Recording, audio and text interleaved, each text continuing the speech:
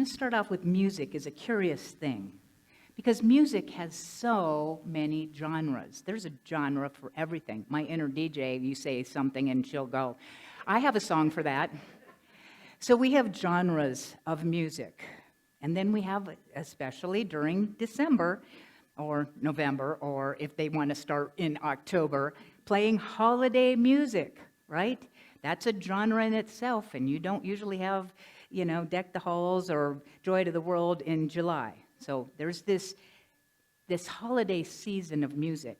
So I'm going to ask you, who loves Christmas songs? If so, raise your hand. A lot of you do. Who doesn't really care for Christmas songs? Great. Who is indifferent to Christmas songs, and maybe it depends upon the song? Okay, so there's a mixture. I happen to land in the land of more indifferent. I don't really care so much for Christmas songs. Some of them I do. And I'm going to tell you the two reasons why that is. The first reason is because a lot of the Christmas carols are from the traditional Christian genre of it is Jesus Christ, our Savior, our King, who died for us. And that is very much the Christian way. And it's nothing bad or wrong with it. I just am not in agreement with Jesus being my Savior. That I have to give my life to Jesus in order to be, forgiven my sins and go to heaven. That isn't necessary. That isn't the teachings of unity. We see Jesus as the greatest metaphysician, one of the greatest metaphysicians who understood universal laws and principles and lived them, taught them, and demonstrated them so that we could be doing the same work. He said, and greater works will you do if you understand the teaching. So Jesus Christ is not my Savior. The Savior is me. I have to save myself from my own negative thinking. Jesus was the Christ, and I get disturbed when they put those two words together because Jesus was just like Liz or Jeannie or Karen or Larry. First name, and it wasn't probably even Jesus, but that's a side point. There was the Christ consciousness, the understanding of these universal laws and principles. So Jesus, who understood all of this, whom we refer to as the Christ consciousness, he is our great way shower. He shows us the way. He teaches us, and we can follow his example. He's not the great exception. He's the example that we can follow. So that's the first reason that I don't necessarily like Christmas carols. However, I did attend the Las Posadas at the Santa Fe Plaza last week. Anybody attend? That was delightful. I didn't even know what the Las Posadas was. It's a dramatization, mostly by the Hispanic communities, Latin America, Mexico, where they have the progression of Mary and Jesus, or not Mary and Jesus, Mary and Joseph, going with people playing instruments and singing prayers and going to the inn of some place where we can rest for the night. And they get denied, and they get denied, and they get denied, and finally they get to be open. It was lovely, and my favorite part was standing at the platform at the stage where they were playing the instruments and singing Silent Night in Spanish, singing all of the Christmas carols in Spanish. I loved it because I loved the tunes, but I didn't have to have the lyrics there or what disturbs me. So it touched my heart, it opened my heart, and that is one reason that I don't particularly like Christmas carols, because the lyrics, I don't resonate with them. They're not in my belief. Some of them are. Reason two. You know the song, Deck the Balls. Well, then I got my own version. I think it's Deck the Halls with boughs, not balls, balls of holly. Go ahead, Fala.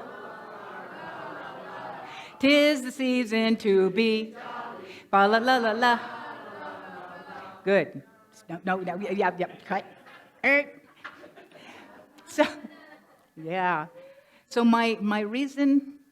second reason I don't like Christmas carols, because 'tis the season to be jolly.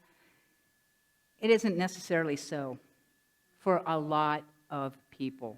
In fact, there's more sadness, depression, stress, loneliness that happens during this time of the year than any other time of the year. And I'd like to come out here and be all yippee-doo and jolly. But here's the truth. I want to be authentic and real. Most of us have experienced some form of loss in the last year. We lose loved ones. We might have diagnosis. We have challenges. There's shootings, so those people are probably not having a fa-la-la-la-la time. We are having dark times in our lives, challenging times. And I don't want to gloss that over, because I want to be in reality. Yeah, I want to be up and uplifting, but I want to also be real. I'd rather be real and authentic. You do understand that everybody in this congregation, and we know people that struggle tremendously at this time.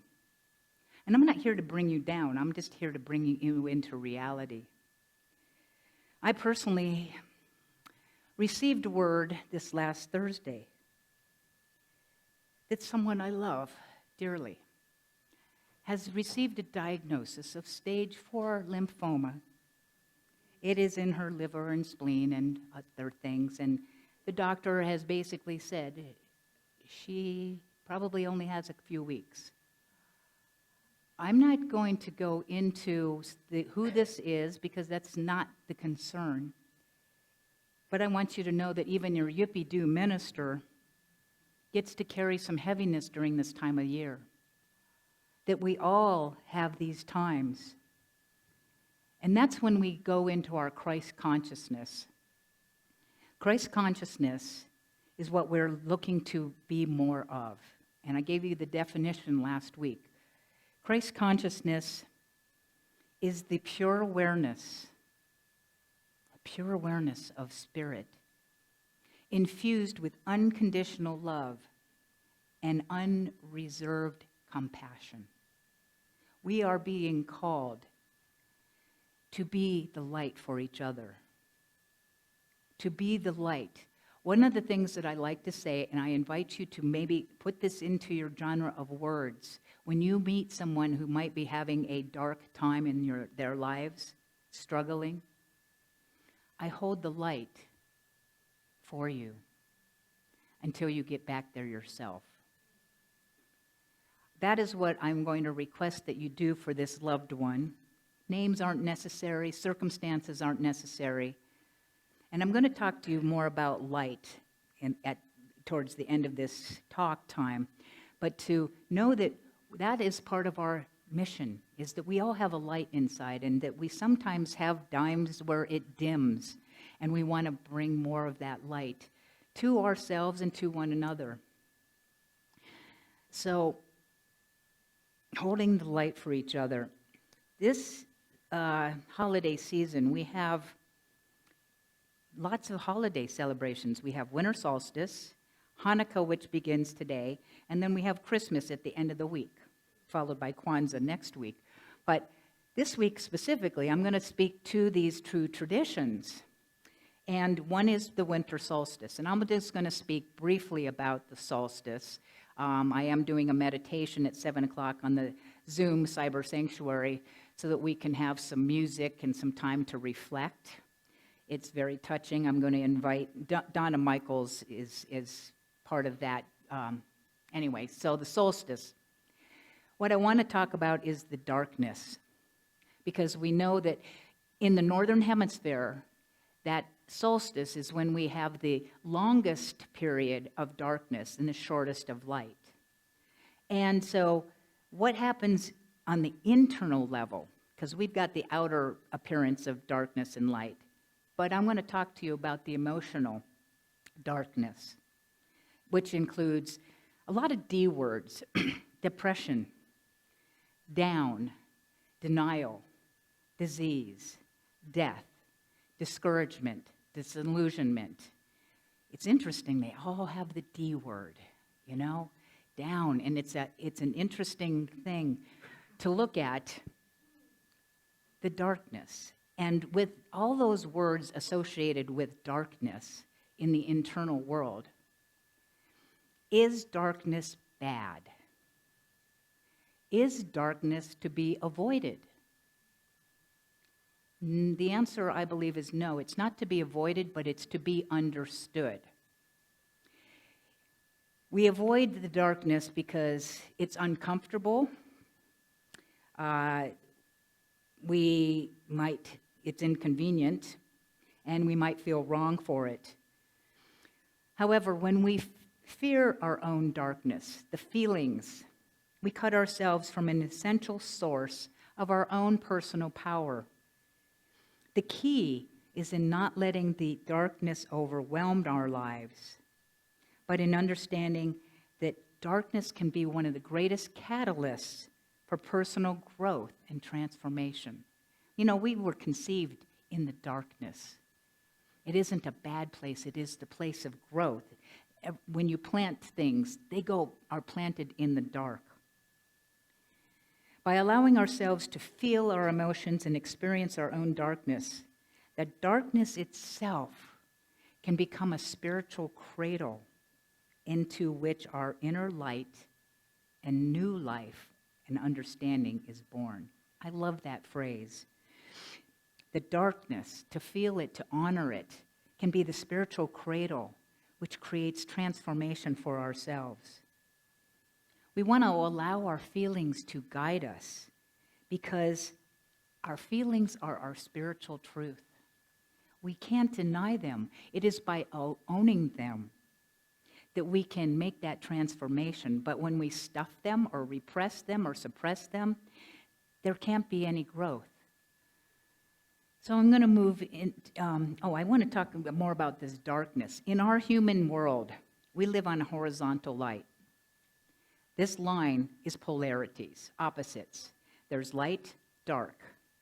There's up, there's down. There's life, there's death. There's good, there's bad. We live in polarities on the human level. There's light, there's dark. But I want you to take that horizontal human line and flip it. Flip it into a vertical line. The vertical line of spirit. Interesting that it's a cross, right? Just look at this. The horizontal human experience intersects with that which is the vertical, because the vertical is a continuum. That here is the highest vibrations. The lowest vibrations are here. They're not opposite. The truth is, there is no such thing as darkness. Darkness does not exist. Darkness is the absence of light. If you're experiencing darkness, it is part of the vibrational continuum, and we want to rise up in the vibration of light. And the law of attraction talks all about this, is that we have low vibrations, and the low vibrations, it's a call for love. See, we're either doing one of two things. We're either coming from love in our highest vibrations, or we're calling for love. Low vibrations, all those feelings that are low, dark, need added love and light. So let us not fear the darkness. Let us know that that's a gift. We can't say, I don't want the night to come. It's balance, and to understand there's gifts and not to fear it. So I'm going to go into the second part, to the story of Hanukkah, which is also a time of challenge, of darkness and light. The story of Hanukkah began over 2,000 years ago, and it was when a powerful Greek-Syrian army came in and occupied Israel. They tried to impose paganism on the Jewish people by forcing them to eat non-kosher foods, placing a pagan idol, Zeus, in the temple, and so on. Many people tried to accommodate this new regime, but there was a small group of Jews known as the Maccabees who stood strong in their devotion to God, and led by Mattathias and his brothers, the Maccabees revolted against this powerful army, and miraculously, despite all overwhelming odds, prevailed. So after this victory, this miracle victory, the Jews set out to purify the temple during the 8-day feast of dedication. But they went to light the temple's eternal flame, which is also a key part of the synagogues today. They realized they only had enough pure oil to last one day. But they said, we're lighting it anyway. We have faith. It was this inspiring act of faith that they lit it. They trusted. And they miraculously, that light lasted for 8 days until they got the oil that needed to continue. That's why it's called the Festival of Lights. And by the way, today at 3 o'clock in the Plaza Santa Fe, they have a chili menorah, of course, only in Santa Fe. So if you want to join in the festivities, I will be there to celebrate with the Jewish community the significance of menorah and the Festival of Lights. Hanukkah actually means dedication. And I find it interesting that we're having new members who dedicated themselves to this, to God, to their spiritual journey, and to this organization. And there was folks in here that rededicated yourself. I think this was an auspicious day. The fact that it's a rededication and a dedication day, that it happened today for all of us that made that happen. So, it's a great story, and yet now I want to personalize it. To personalize this story, to find out your own personal Hanukkah story. Because I can tell you a story, but how does that apply to you? Well, that's a good story. Let's go have lunch. So what I want you to ask yourself is, what is the army that has invaded your life? What has interrupted your life or been some sort of an invasion upon the joy of who you are? Perhaps you've received a medical diagnosis or have had some sort of loss, illness, disability that has interrupted your life. Is that the army that has come in to interrupt? Perhaps you've experienced relationship challenges. Maybe it's some form of loss or separation, a disagreement, hurt, anger. Is there a relationship that is no longer what it used to be or you'd love it to be? Maybe you have lost some meaning in life. What is your purpose? Perhaps the army is some financial challenge that you're struggling with. Perhaps it's a challenge in your belief system, self-worth, your spiritual connection. You know, if we're truthful with ourselves, I believe that we can all identify some form of army/challenge that has shown up in our lives in the last 6 months, maybe present. And we all know somebody who has got a challenge, an army of darkness and struggle. So how do we go through this?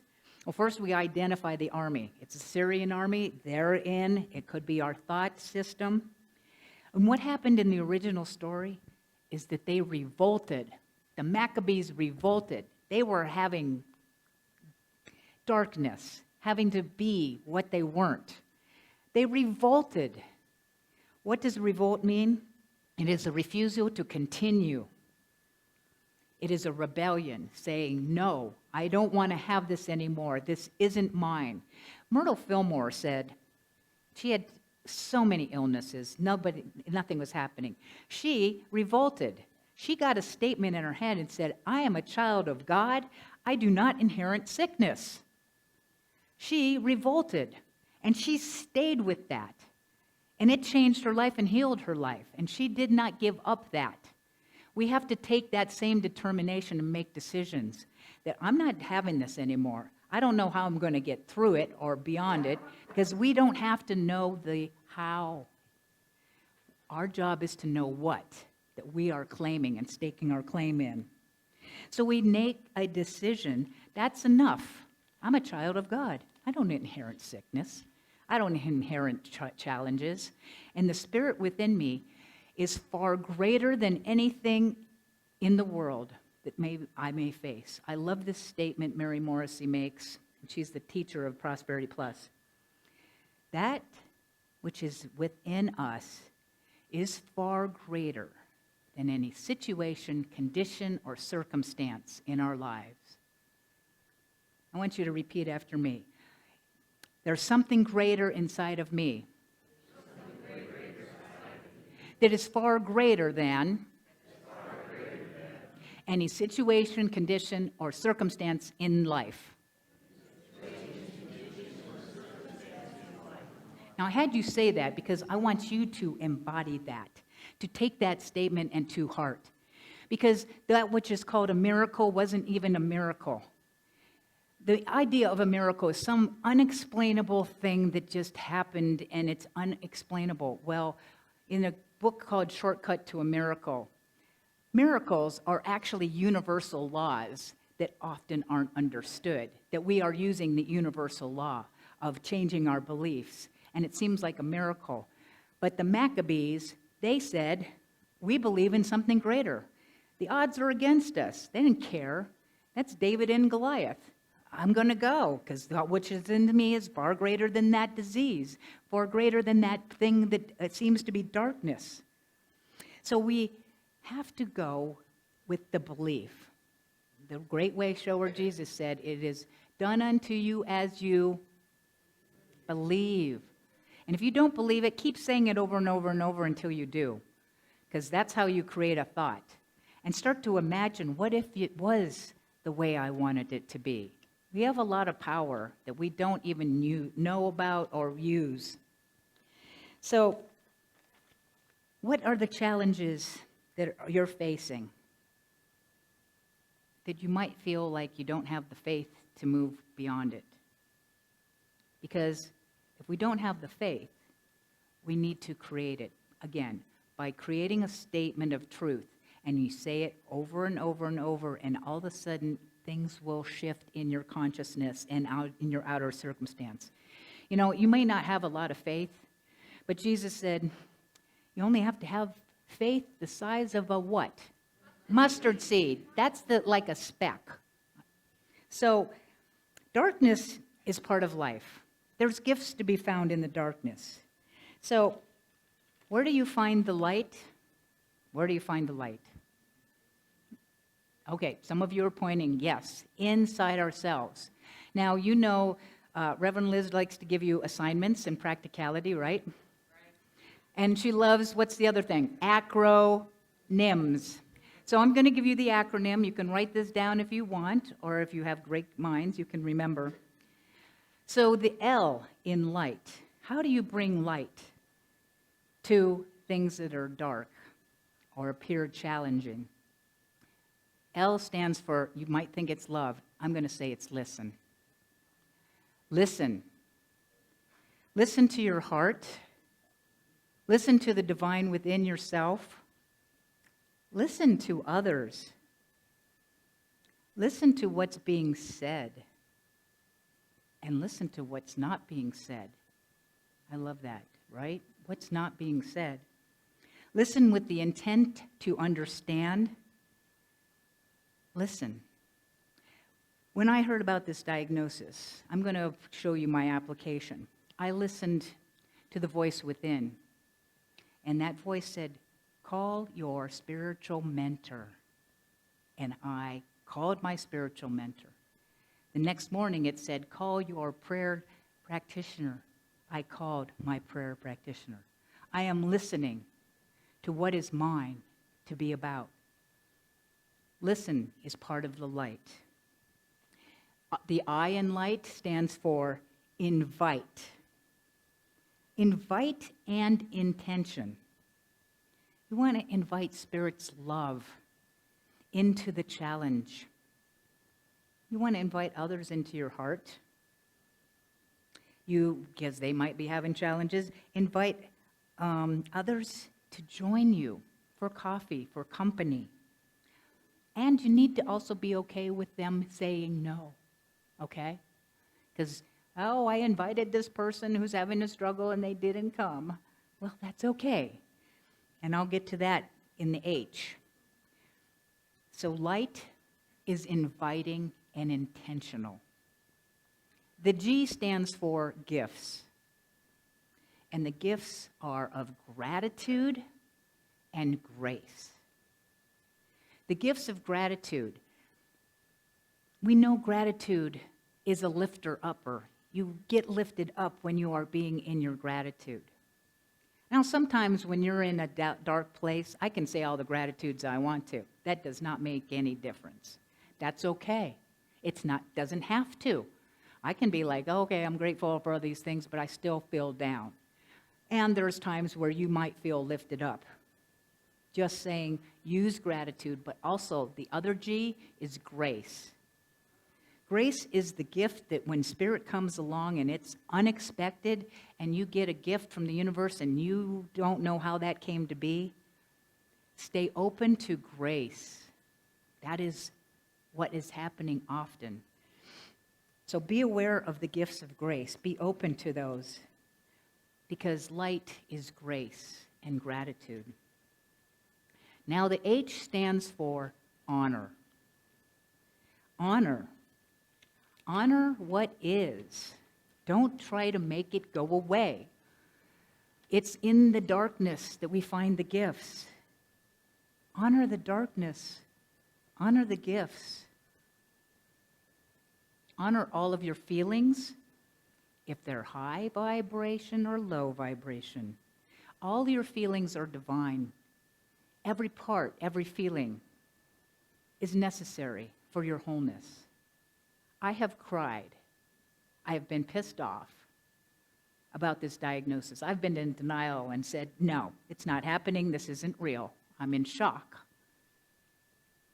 I'm going to feel all my feelings. My inner child, who's 10 years old, one of them, it says, death is stupid.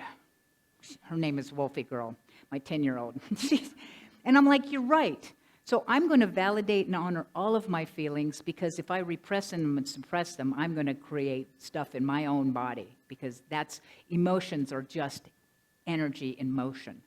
So I want to feel and express in a safe way my feelings. I may share them with somebody else. I might share them with Shadow.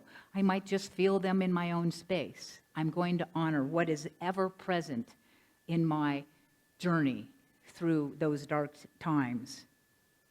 Honor yourself. Honor the people you miss. I know we miss people. Honor them. Give them space. Honor all beings. Light is about honoring. And last, the T in light stands for a lot of things. Talk or tell the truth. And there's another one, trust. So to talk is sometimes good. And just because you have a person who is safe to talk to, somebody you can trust, someone who's not going to sit there and say, you should feel better, or no. Our job, when somebody's going through a tough time, words, there are no words. It's our presence, it's our availability, it's our holding the light. We can't do anything, and we get uncomfortable when somebody is struggling because we want to do something because we think we're human doings. Well, that is not it. We're human beings, and we want to just be there and hold people's hands.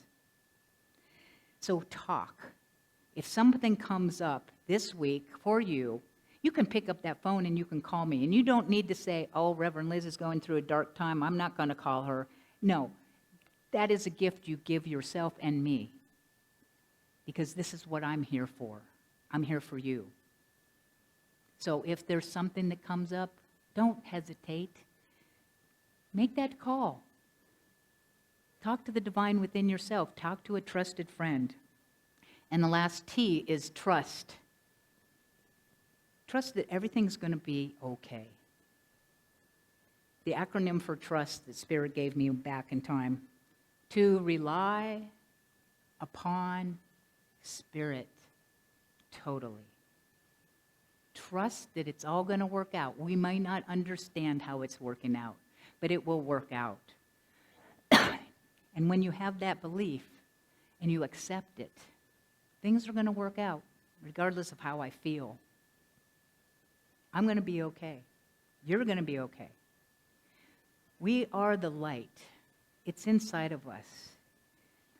I bring and take the light and I shine it for you.